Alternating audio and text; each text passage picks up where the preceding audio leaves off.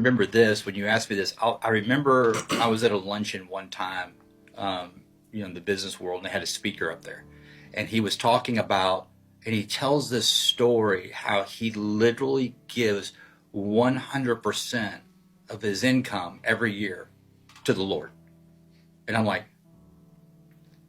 and where are you going with this? And then he says, and the next year, my income doubled, and I'm like, you're gonna sit there and lie to me? You know what I mean?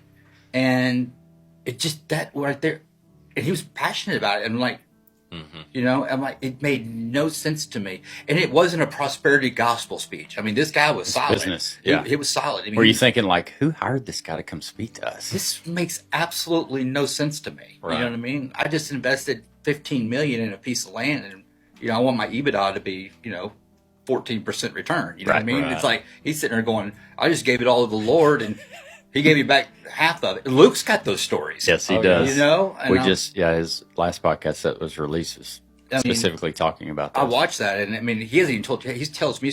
I mean, literally, when this stuff happens, Luke will call me and go, "Man, you're not going to believe this." Yeah. I was cutting firewood, and the Lord spoke to me, and He said, "There's a lady that's 3 miles away that lives on the corner of in that white house, the blue front door, and she needs a truck, and you need to go to the other house and go pick up that truck because they're going to have the title in it signed already." And I mean, it's that detailed. He tells me the story, and I'm like, "What?" And then it happens. And the cool thing is, I call him with my stories too, because it's cool because how real God works. So now I'm that guy that am I giving 100% of my income to the Lord? Nope, I'm not.